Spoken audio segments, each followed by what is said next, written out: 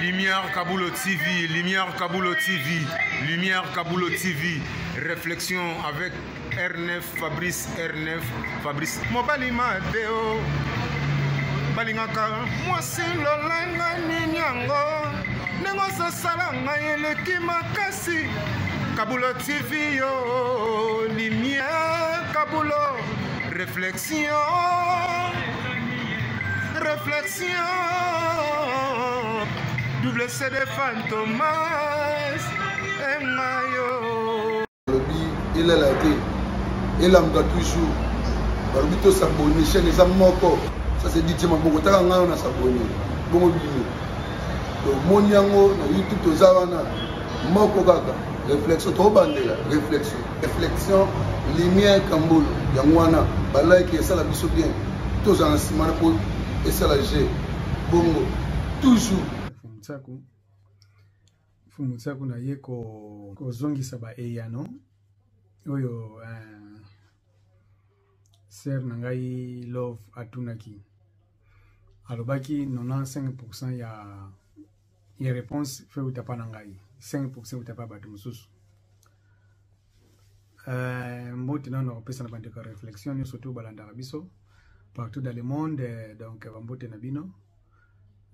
Bon continuer kotala et ça la biso bien bon tiens ba commentaire bon aimer donc bon partager en tout cas ça la biso bien donc biso zaka wana pona ko lendi sabatu pona ko pesa ba yano na bato batala la biso bon s'abonner pe massivement et zaka nango fele alors mbote nangai et pas ya Claudio da Roma. Donc, na pesi osu bambote belé, mbote pa Lumière, mbote pa Mama Rebecca, donc bino tu bambote na bino tout, donc pas ibozali. Alors, Mama lo fatuna ki mituna na ye, na ndaki mituna na tuaneti 3 mituna. Alobi, pona nini nzambe ayokaka losambo na bisote. Soki nzambe ayokaka losambo na bisote, nani ayokaka losambo na biso alors ce qui nous envoie au sample de bisoté to bonde laka pourquoi dans les années 3 minutes na onga na comprendre wana alors ngana ko répondre yubuye ya liboso ce qui nzambe ayoka ko sample na bisoté zali parce que nzamba zali na dimension moko spirituelle très haut oyo bisoto ko koma wana te ezala na balo sambo ezala banini alors bato yo bazo lakisa bino makambo na nzambe bazaka ba spiritualité ba yebi dimension spirituelle place ezalité ndenge communauté ndenge ezali classé te ba yebi ba dimension wana te ezape faute na bango te bango pe balakisi bango ndenge wana pe bango bazo ya kolakisa bino ndenge wana basi bino kaka prier nzamba ko yoka losambo na yo alors soki mundele alakisaki bango ke bo prier kaka nzamba ko yoka losambo bino mundele azalaki na beat na ye moko pona nini aya ko bungisa ba africain yango moni na tindila ki video moko na ebisa ki ke avant na répondre yo tala video wana comprendre makambuni balobina kata video wana bongo na yako pesa yo ba eyano na yo alors so landaki video wana réponse na yo penza bien exact na kata video wana on atindela ki yo donc réponse ma bien pina so comprendre kyango mituno tuni ba réponse na ngeza kuna nzambe ayoka ka balo sambo na bisote parce que dimension spirituelle ezali divisée. Alors bato so albakiza lukuta so semble au nom de Jésus semble nzamba ko yoko parce que bango pe ba yebiti balakisi bango mabe bazaka na bango spiritualité oyo balakisa bino na l'église oyo bateya bino na sabino ezaka ba pratique donc ndeka na bakanzambe azaka na bible te esprit ezaka na bible te donc makambo ya esprit feza makambo ya esprit parce que nzambe aza esprit oyo bino bosala kana ezaka esprit te dans makambo ya spiritualité ezalaka ekabwana dans na ba dimension alors biso tozalaka na ba intercal tozala na ba superviseur mo bazali boso na biso spirituel bango nto bayamba balo samba na biso yango mona ki tata wana na video na tinela ki yebisa ki yo bino nini so yoka chango bien bokende kolakisa banwa makamba nsambe te parce que bango bayibi déjà makamba nsambe basambela banzamba mpungu banzambe na bango alubi boye na zo katango kaka bon empêcher ba noir ba bondelaka to ba invokaka ba ancêtre na bango te pourquoi baki bo invoquer ka ba ancêtre na bino t'expliquer qui bien alobi bo empêcher ba noir ba invoquer ba ancêtre na bango parce que ba ancêtre bo la ki sa bango ba invoquer ka ba ancêtre na biso comme ba Jésus ba Abraham ba Moïse parce que ba ancêtre na biso ba koyoka bango te parce que biso na bango toza na lien te mais tu so comprendre place wana donc alobi ki boyo bo empêcher bango ba bondelaka ba ancêtre na bango parce que soki tozo bondela ba ancêtre na biso ba lo sambo so réponse na ngwana lo sambo na biso ekenda pa nzambe te ba ancêtre na biso mutu bayambaka lo sambo na biso bato bazaki ba ancêtre na biso bazaki bien na esprit ya madame o ba koma diviniser tango bakufi bango ndi bazalaka pont ya kuyamba lo sambo na biso alors bango ndi bapesaka biso tozalaka mposa awana se soki eloko na leki makati baza so na être divinisé mususu nisi biso eza fumu kimbango donc kende so pa fumu kimbango pa ko répondre makambo na yo donc avant ko parce que nzambe ezala ba être wana ba mona ka nzambe te yango mona yesaka bino na video moko ke nzambe te mutasalaka bato posoki nzambe asalaka mutu nga regete na motema mutu te oyo moka salaki donc bato musuntu basalaka bato wana nde bazali ba superviseur ya biso spirituel donc lo sambo na yo avec koma pa ya nzambe donc koma kuti pa nzambe te suka pa bato wana eko suka no bandana pa ba ancêtre na yo eko suka pa ba ete diviser wana neti na kolo bandeni soko tangi na Deutéronome 32 verset 7-9 oyebisa yo ndenge nini nzambe akabulaka mokili tanga saka mokili na ye akabulaka ba nation na ba nation pre apesaka na ba nation na ba être divine na bango apesaka ba nation mususu ba na chaque nation ba être divine na bango oke bino boko bondele pa na bango bango lento boko yamba lo sambo na bino na ba ancêtre na bino bakufa o bakoma ba divine yango na isabino ke nzamba yo kabalo sampo na biso te o nyuso balakisaka bino wana ezalaki mpona nini mpo babungisa banoir nzela bampeshe bino bozala contact na bancêtre na bino te yango toujours tozoba na bino ke bozonganaki biso parce que mutu mwindu azalaka religieux te mutu mwindu azalaka spirituel bato mwindu bakoma na religion babosa na spiritualité mais avant mpe losambo na yo koma foye ba kozo bondela ngo pa ya nani ozo bondela ngo na air nini donc pepe na position nini ba tangu nzamba kabula ki ba nation wana tanga tagi batu na ba être divine na bango donc kabula ki pepe toza pena ba position nini oyo biso to priaka ba noir mingi ba losambo na bino ekendaka kosunga ba européen ekende osungaka mindele ekesungaka bato bayelaki bino bible donc yozo mona ke na Afrique bato bazo prier bazo sala soki nini sunga osala ba jeune prier ba église partout solution zo mate tozaka toujours na pasi toza toujours na kolela toza toujours na makambe belé parce que nini balosambo na biso zo komate zo kende pa bato mususu biso ba africain tozo komisa ba africain to komisa ba européen fort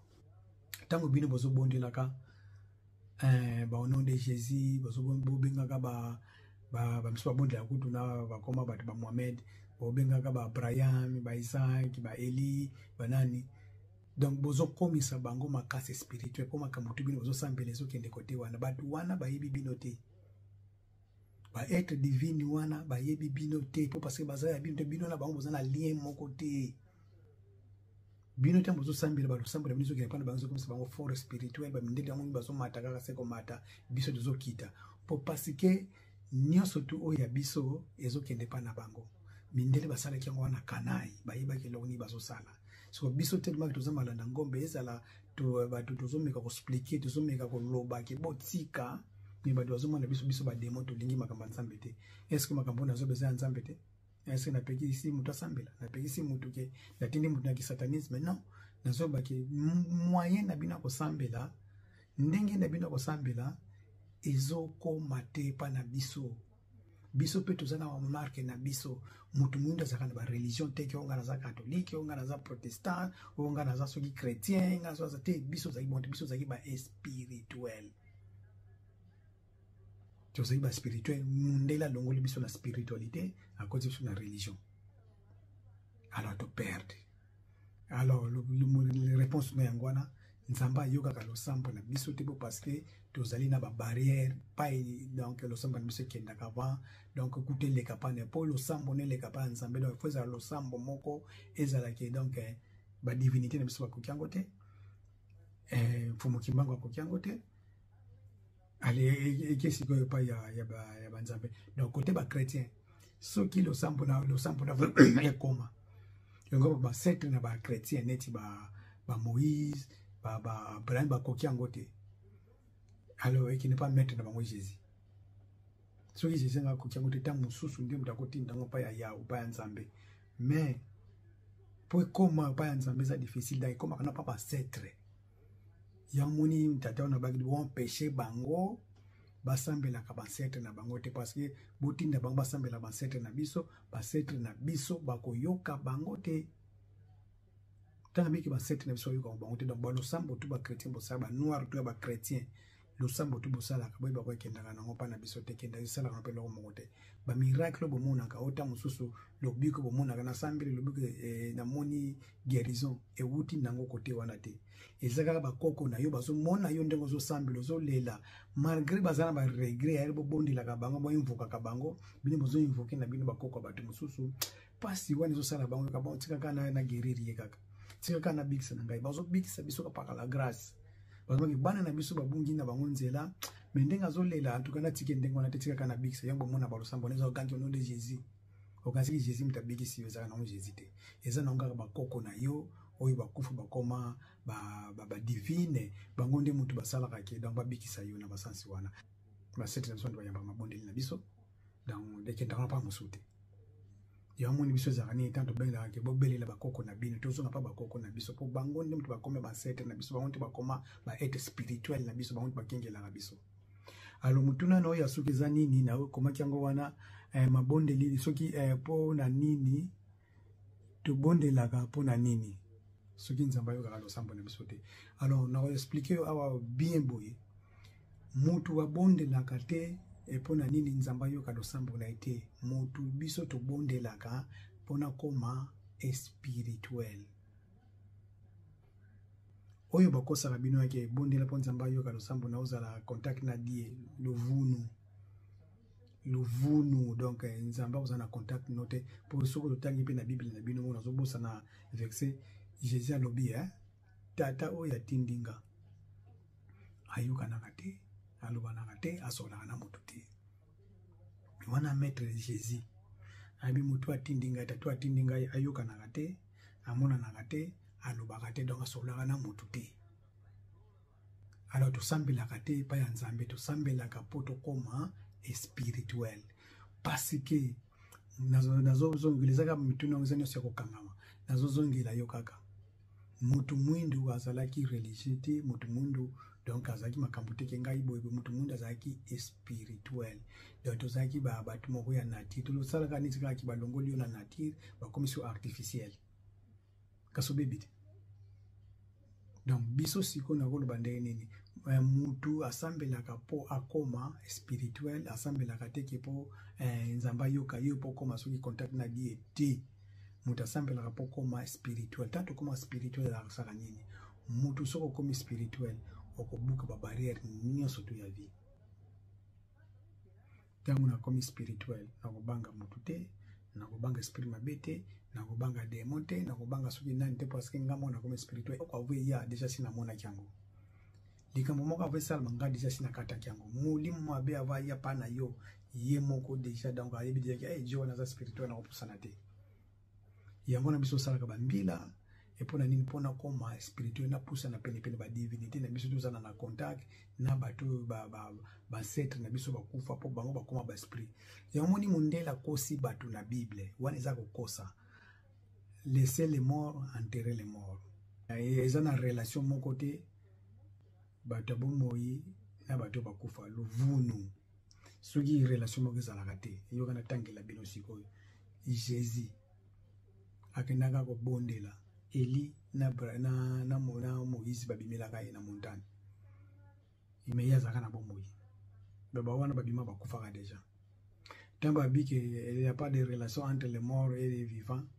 Pour nani bobenga kan Nzambe ya Abraham, Nzambe ya Moïse, Nzambe ya Isaac, Nzambe ya etete poni bobelela ba Nzambe wana bakufa déjà. Donc tozaka toujours vivre, tozaka toujours na relation na ba wei na biso. Pona nini mundela conservaka ba cimetière parce que bayebi ke kuna pai bakenda kosololaka na batu na bango. Ezaka na relation entre biso na bango. Alors biso tubondelaka tosambelaka te pona nini tokenda kokutana na Nzambe po tokutana na biso pe na Nzambe jamais. O bakosaka bino ake ote Nzambe tosambelaka azo préparer bino place pour kokenda kofanda boy luvunu tokutana na jamais na Nzambe jamais na vie. D'abord parce que pai tokendaka biso tobengaka ngo Pemba Kalunga. Pemba Kalunga ane ezali place mutu soko tiki mabele oyo donc tokufaka te. Déjà être humain akufaka te. To change kandeke enveloppe. To longoli nzoto etikali na mabele pa yeutaki. Alors to zongi esprit. Esprit wane zongi pa yeutaki na Pemba Kalunga pa to fandaka. Pepe ba oyo sengi basisaki mission na bango na sete ndena lobaka autre faneti ngai fona kosoiza na kufi na kozonga o basisaki mission na bango te bakozonga lisu bakobotama po basisi ba mission na bango ba utaka na Pemba Kalunga ba sete ba koyamba ba préparer lisu ba sekete osisaki mission na ote zonga kende kosilisa so ipa ya asambria kufi lisu ba sekete zonga kende kosilisa mission na yo kisisa mission na kuna na se donc to sambelaka teki pona tokutana na Nzambe tosambelaka po tomona Nzambe te tosambelaka po tokoma ba spirituel po bozala a contact na ba esprit parce que so za contact plus na spirit plus ki kodomine mukili oyo nina spirituel niti ngana za na banga mutu te na banga eloko te na banga esprit moko te boye na kanga kambula na za makambo na ngebeli be na salaka elika bavu ilanga na zolo tabandoto na ngai bobe parce que na pousse na pene ya ancêtre na ngai yo bakufa donc na koma na bango lien to koma lien moko donc lisolo so na beleli bazawana donc yango moni ke dans de koma ka spirituel to sambela rapona ngo to sambela poto pousse na pene na bango to zala na bango alors ndenge ya ko sambela ezape na balolengi ezate kaka nde baisi bino ka banda ko prier otomboli maboka tata au nom de Jésus sili non erni no sambela positioni no sambelela positioni no kufandela positioni no biso to fuka makana note positioni no kufandela positioni no kozalela pepe otali na direction nini batu bazena direction bango atala banso batala ka sud banso batala ka nord banso batala ka este batu batala ka biso tibiso sa tutaka na este kote moye bimaka mutu mwindu tango zubonde la fotela na este wana yangwana pa inito za na contact na dimension spirituelle. Alors mundela yo ya bloko na soko tebe église nyo surtout catholique pour tina mweza na direction moko cardinal eza na position moko cardinal donc le sobo taliango bien eza na tina biso to hiba na biso lokote biso to landaka malanda ngombe mutu mundu asala kiloko te accompagner ka rien yeza ka consommateur o ba yebisiye yango ya landa eza be faute na bino te parce que mundela linga kenza na ndengo na mundela lobaki nini yekusa mutu mundu moko yimoka kenda yekusa baninga naye damba yekusi ba pasteur makambo ya lokuta pam batei bango makambo ya lokuta bango bakomi ko ya kote ya bino sans les savoir que makambo zote ya bino za lokuta eza pe faute na bango te bango bazoka sa vérité yango na babise bakonde faux. Alors na ebite so na répondre na bamituna na yo mais na tuni na répondre na mutuna na yo pona nini Nzambe ko kalosamba na biso Nzambe ko kalosamba na biso te parce que toza na ye dimension moko te spirituelle makambo ya esprit ezali divisé dans pa ya zali biso to koma wana te mo luvana biso ko te koma te talaka pa toza awa oleka nanu mapata oleka pa demo fandaka okoma puti ba base bakoko no bazali donc ko oleka ba Jésus oleka baba ya we oleka so ba nani ti okoma pa Nzambaza eza facilité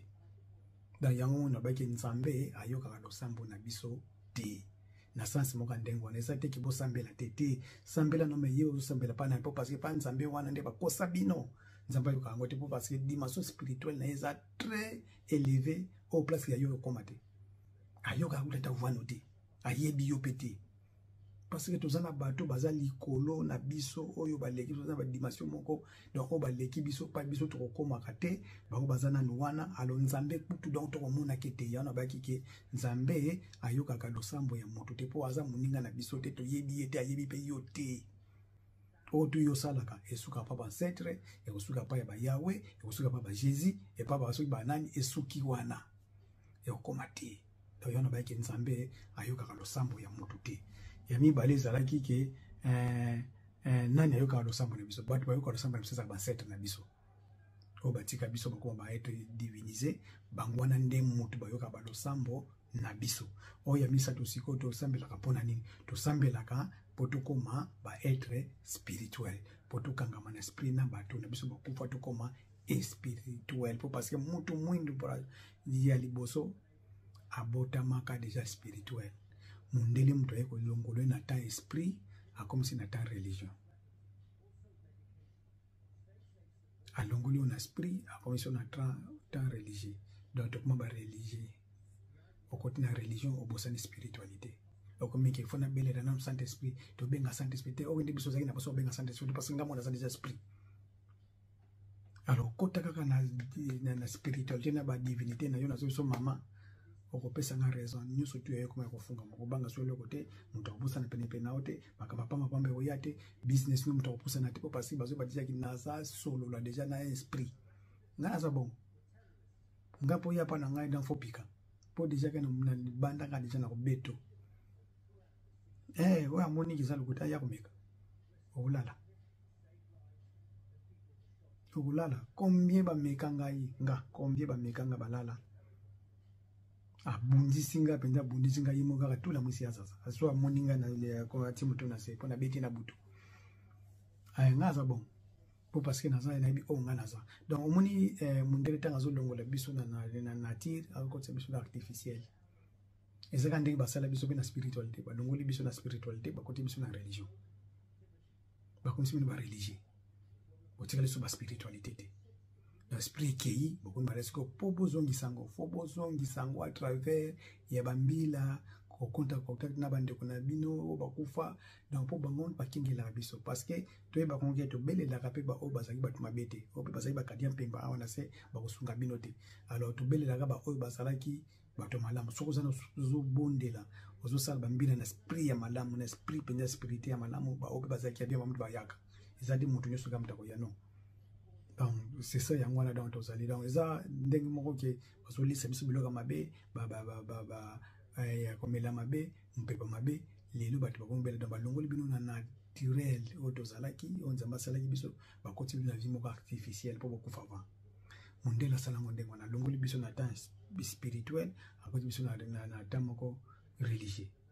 po babongisa ka mutu mundu po aibi makasa mutu mundu ai bato suki bazaba bazaka ba spirituel to ko ba ngotelo to kusala to bonse ba na esprit yo mona tindila ki yo makambu ya Leopold de wana otala on comprendre pourquoi eloko nini mundela ya kusala na Afrique alors batebele batala ka yango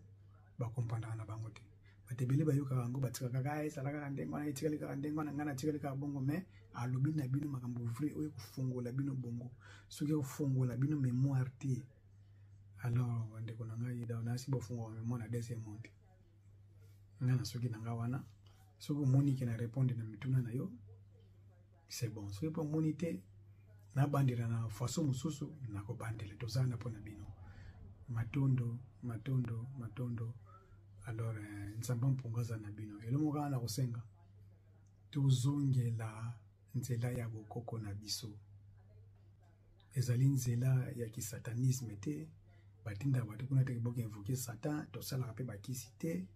donc biso to bondela kaka to sala ka bambila na biso pa ba setre na biso to koma ka ba spirituel yango mona ka biso ke do toza ndirie ke bato ka bakisi to za ba eske ngande na za awa naza na poto tingana yuko makambo ya kibokoko na poto webi ngambura na poto to baketo koli na poto ngaye poto na ya hygiène pas même 20 ans talanga sikona comme déjà tata mo metana mandefa pembe siko naza mabe wapi siko naza na bokoko eske nazo simba kisi nazo tinda batu na bakisi nazosibinoka bosambela nzambe ya mpungu. Nzambe ya mpungu ye moto azali mokeli na se na likolo. Alors attention, nzambe ya mpungu aza die te. Boyiba ongaka nzambe ya mpungu aza die te. Kombo bachangeaka yango te.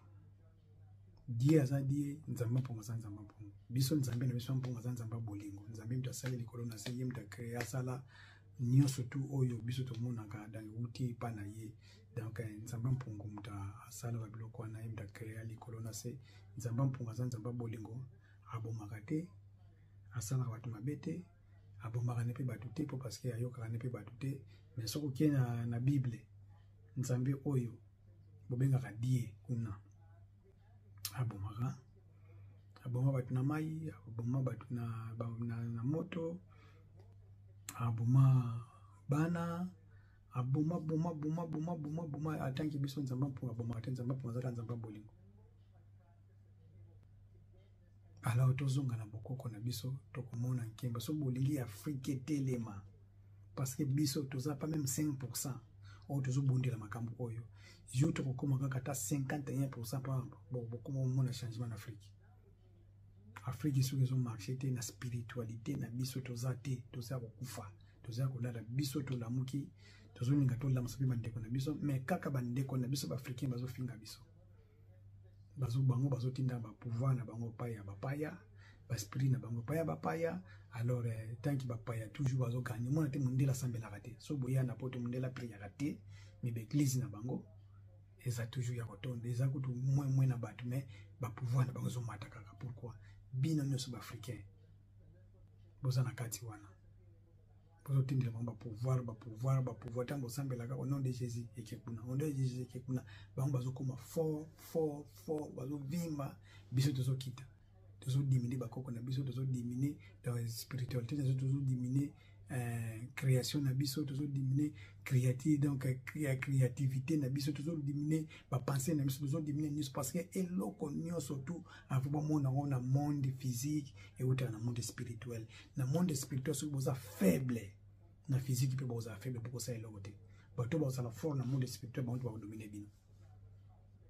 Parce que pour na ni biso ba africain tozo ko se sortir te poni to sala kata eloko tata tonga pour to sala te. Pourquoi? Parce que toza faible na monde spirituel, monde la bloka biso. Alors faut to débloquer wana to bima, to zongela bandenge na biso, to zongela spiritualité, to zongela bakoko na biso, to komona nkembo. Alors matondo mama love, j'espère Rolanda ngai soko moni na répondre na mituna na yote au lobby, mais je pense que na sali effort na ya kopesa beyano ya mituna na yo matondo nzambe ya mpungu azala na yo, abatela yo, donc abatela libota na yo, abatela bafer na yo, abatela nyonso tu oyo yo. Continue kotala na sepeli mingi ndongo identifier ngai kingana répondre na de répondre oyo senga kina répondre. Matondo ingeta.